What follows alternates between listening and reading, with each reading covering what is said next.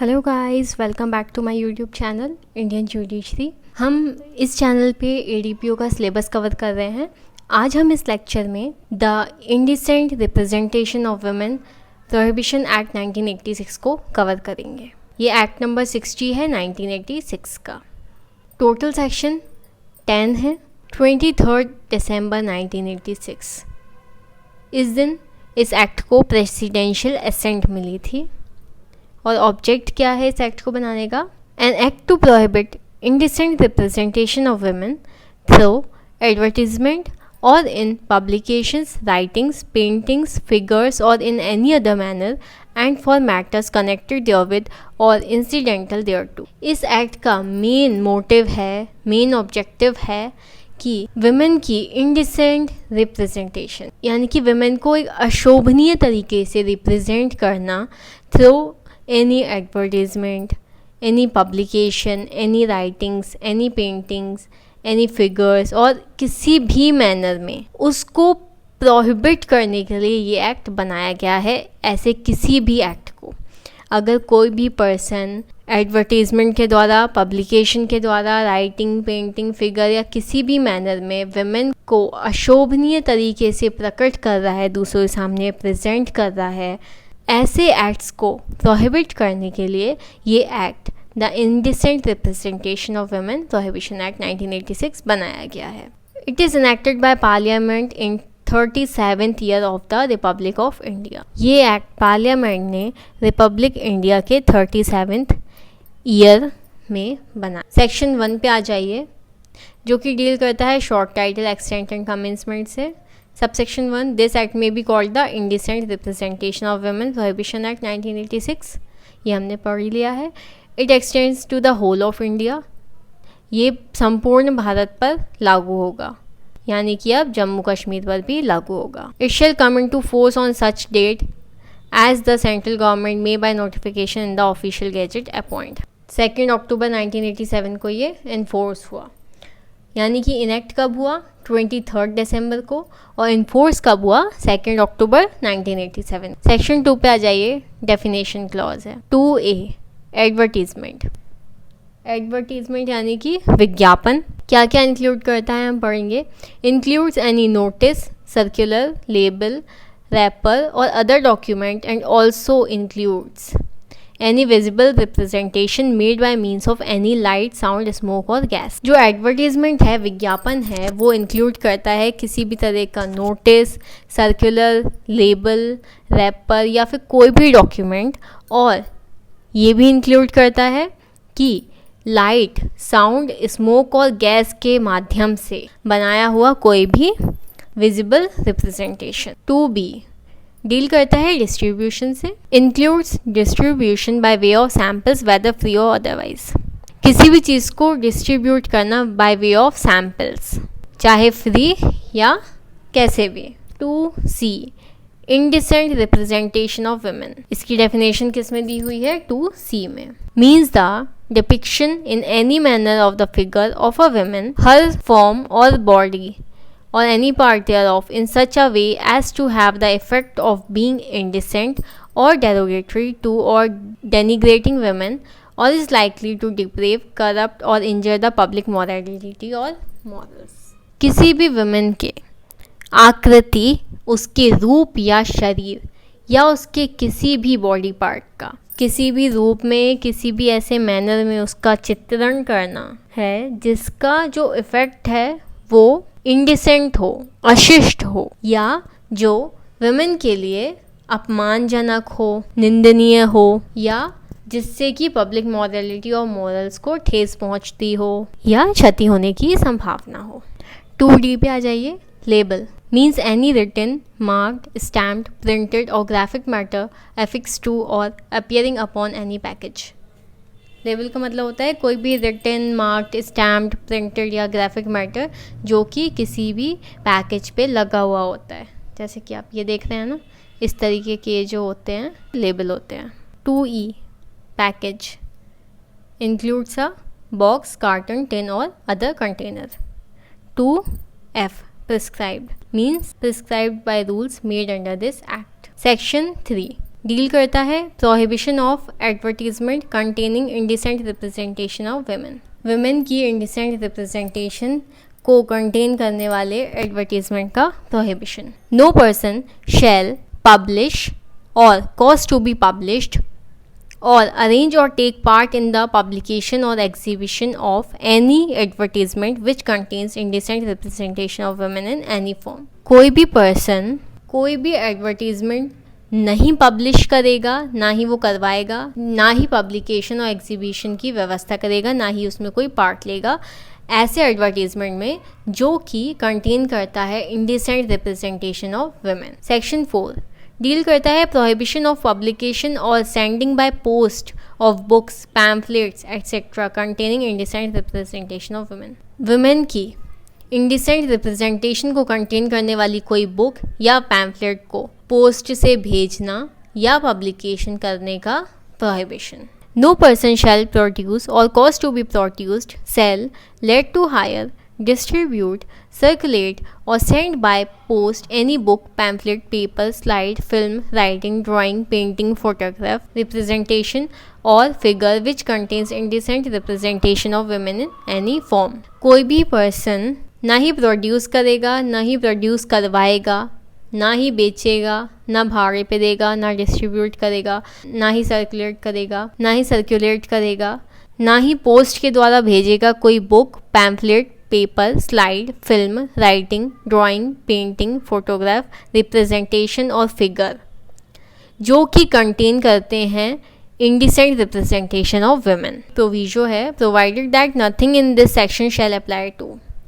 इनमें से कोई भी चीज़ जो है वो इन सब चीज़ों पे अप्लाई नहीं होगी।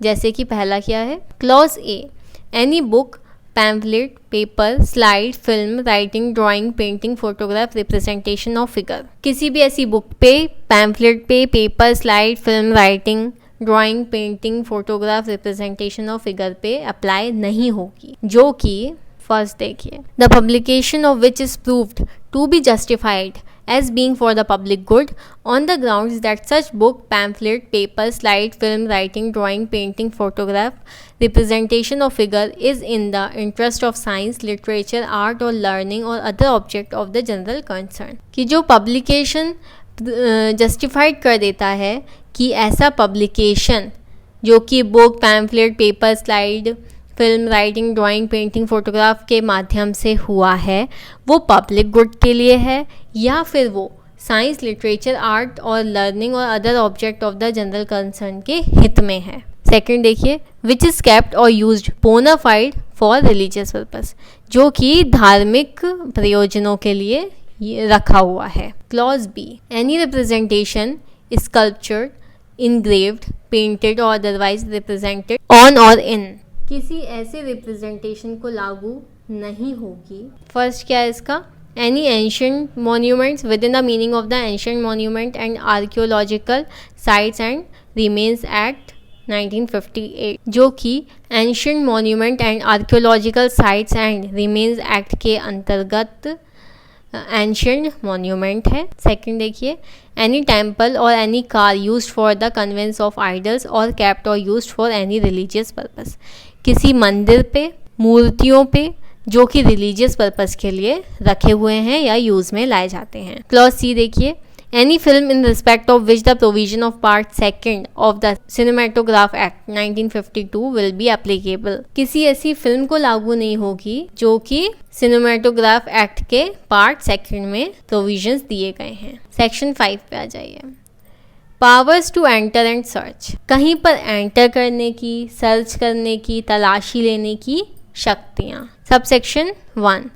Subject to such rules as may be prescribed, any gazetted officer authorized by the state government may within the local limits of the area for which he is so authorized। State government द्वारा authorise कोई gazetted officer उस area की local limits के अंदर जहाँ पर वो authorise किया गया है। Clause A, enter and search at all reasonable times with such assistance if any as he considers necessary any place in which he has reason to believe that an offence under this act has been or is being committed। प्रवेश कर सकेगा और तलाशी ले सकेगा किसी ऐसी place में जिसमें उनके पास ये विश्वास करने का कारण है कि इस एक्ट के अंतर्गत कोई ऑफेंस किया गया है या ऑफेंस हो रहा है, ऐसे सहायकों के साथ यदि कोई हो जिन्हें वो आवश्यक समझे, रीजनेबल टाइम पे प्रवेश कर सकेगा और तलाशी ले सकेगा। क्लॉज बी,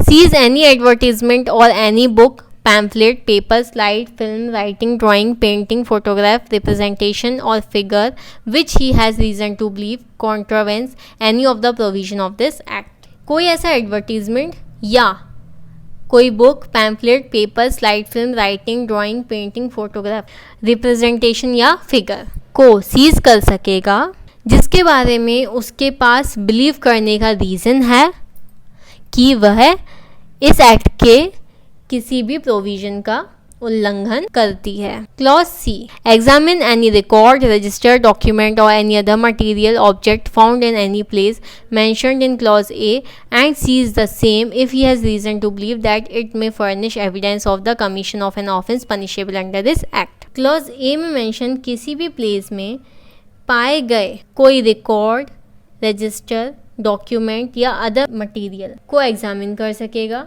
यदि उसके पास विश्वास करने का कारण हो कि इस एक्ट के अंदर दंडनीय किसी अपराध के लिए किए जाने वाला एविडेंस प्राप्त हो सकता है तो वो उसे सीज कर सकेगा। प्रोविजो देखिए, provided that no entry under this subsection shall be made into a private dwelling house without a warrant. यहाँ पे प्रोविजो ये कहता है कि इस सबसेक्शन के अधीन कोई भी प्रवेश किसी प्राइवेट ड्वेलिंग हाउस यानी कि निवास गृह में वारंट के बिना नहीं किया जाएगा। Provided further that the power of seizure under this subsection may be exercised in respect of any document, article or thing which contains any such advertisement, including the contents, if any, of such document, article or thing, if the advertisement cannot be separated by reason of its being embossed or otherwise from such document, article or thing without affecting the integrity,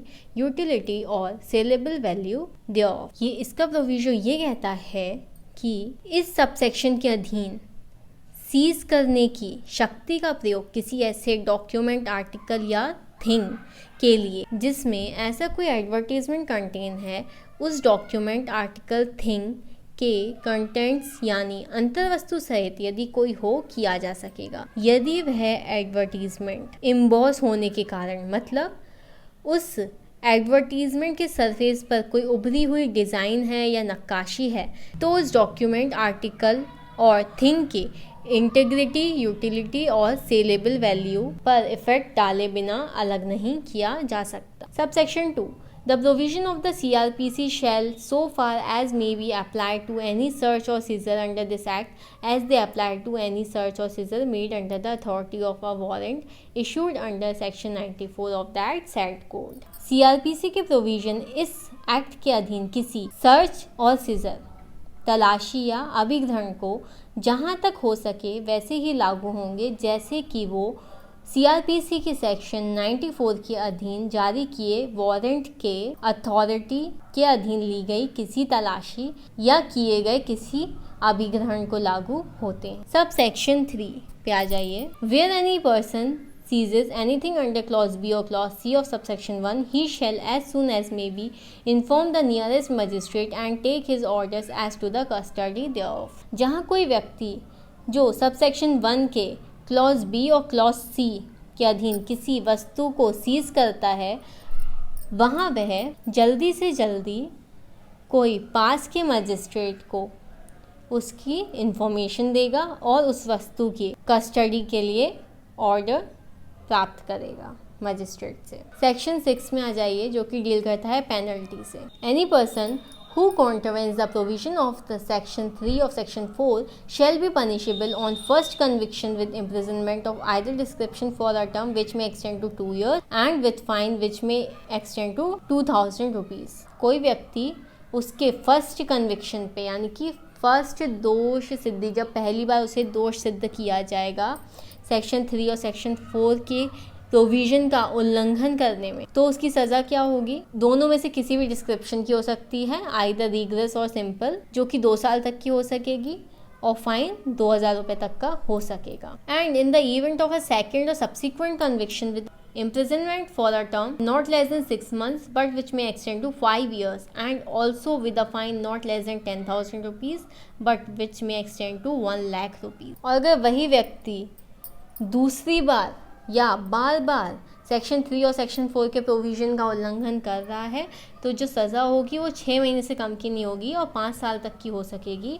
और जो fine है उसका 10,000 रुपये से कम का नहीं होगा लेकिन 1 लाख रुपये तक का हो सकेगा। सेक्शन 7 में आ जाइए, ऑफेंसेस बाय कंपनीज के द्वारा offence. Subsection 1, where an offence under this act has been committed by a company, every person who at the time of the offence was committed was in charge of and was responsible to the company for the conduct of the business of the company as well as the company shall be deemed to be guilty of the offence and shall be liable to be proceed against and punished accordingly। जहाँ पे इस act के अंतर्गत कोई offence हुआ है जो कि किसी कंपनी द्वारा किया गया है या किसी पर्सन के द्वारा किया गया, तो जब वो ऑफेंस कमिट किया गया, एवरी पर्सन प्रत्येक व्यक्ति जो कि इंचार्ज में है, रिस्पॉन्सिबल होगा कंपनी के इस कंडक्ट के लिए as well as the company, और वो गिल्टी होगा इस ऑफेंस के अंतर्गत। जहाँ कोई ऑफेंस इस एक्ट के अंतर्गत कमिट किया गया है किसी कंपनी द्वारा, तो प्रत्येक व्यक्ति जो कि ऑफेंस कमिट होने के टाइम पे इंचार्ज में होगा कंपनी के, वो भी रिस्पॉन्सिबल होगा कंपनी के इस कंडक्ट के लिए, और इस एक्ट के अंतर्गत गिल्टी होगा ऑफेंस करने के लिए और लायबल होगा ऐसे एक्ट के लिए, और उसके भी खिलाफ कार्यवाही की जाएगी और पनिश किया जाएगा उसको भी। Provided that nothing contained in this subsection shall render any such person liable to any punishment if he proves that the offence was committed without his knowledge or that he had exercised all due diligence to prevent the commission of such offence। यहाँ पे एक provision ये है, इस subsection की कोई भी बात ऐसे व्यक्ति को दंड का भागी नहीं बनाएगी यदि वो प्रूव कर देता है कि ऐसा ऑफेंस उसकी नॉलेज के बिना हुआ है या उसने ऐसे ऑफेंस को कमिट किए जाने के प्रिवेंशन के लिए सारे ही उचित परिश्रम जो उसको सही लगा उसने किया है। सबसेक्शन 2 पे आ जाइए। Notwithstanding anything contained in subsection 1, where any offence under this act has been committed by a company and it is proved that the offence has been committed with the consent or connivance of or is attributable to any neglect on the part of any director, manager, secretary or other officer of the company, such director, manager, secretary or other officer shall be proceeded against and punished accordingly।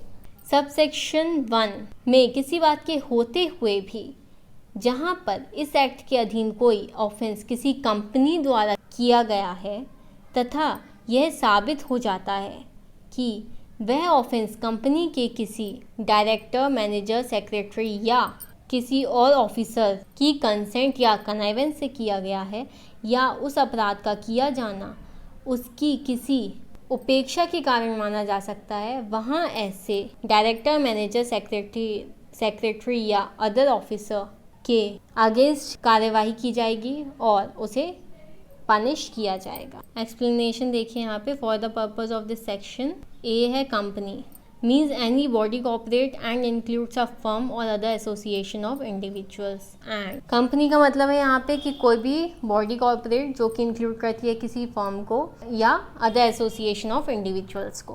B director, in relation to a firm means a partner in the firm. Director का मतलब है यहाँ पे firm के relation में firm का partner. Section 8 पे आ जाइए जो कि डील करता है offences to be cognizable and bailable, offences का संज्ञेय और जमानतीय होना। Subsection 1, notwithstanding anything contained in the CRPC, an offence punishable under this act shall be bailable। CRPC में किसी बात के होते हुए भी इस एक्ट के अंतर्गत पनिशेबल ऑफेंस क्या होंगे? बेलेबल होंगे, जमानतीय होंगे।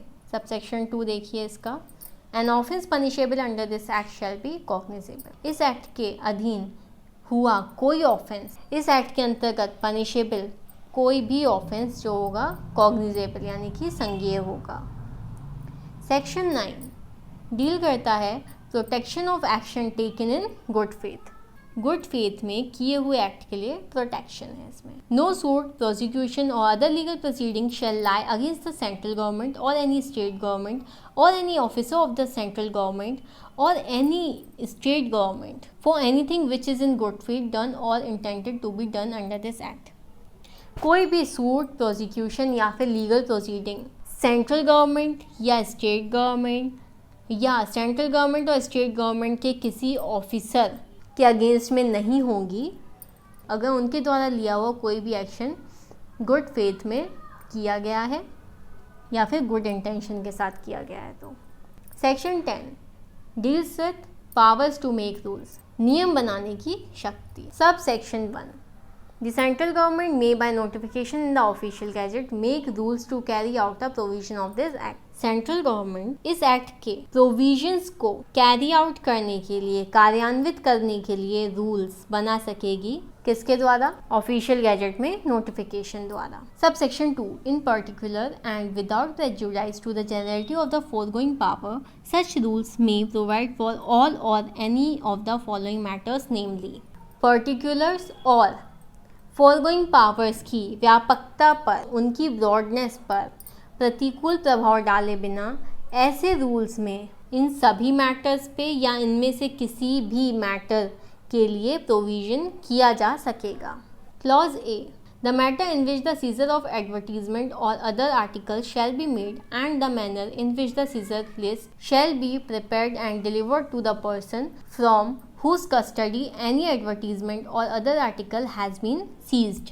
वह मैनर जिसमें एडवर्टीजमेंट या अदर आर्टिकल्स का सीजर किया जाएगा और वह मैनर जिससे सीजर लिस्ट प्रिपेयर की जाएगी और उस व्यक्ति को दी जाएगी जिसकी कस्टडी में कोई एडवर्टीजमेंट या कोई अन्य वस्तु सीज की गई है। Clause B any other matter which is required to be और मे बी प्रिस्क्राइब, कोई अदर मैटर जो कि रिक्वायर्ड किया जाना है या रिक्वायर्ड हो सकता है, प्रिस्क्राइब किया जाएगा। Subsection 3 every rule made under this act shall be laid as soon as may be after it is made before each house of parliament while it is in session for a total period of 30 days which may be comprised in one session or in 2 or more successive sessions, and if before the expiry of the session immediately following the session or the successive session aforesaid both houses agree in making any modification in the rule or both houses agree that the rule should not be made,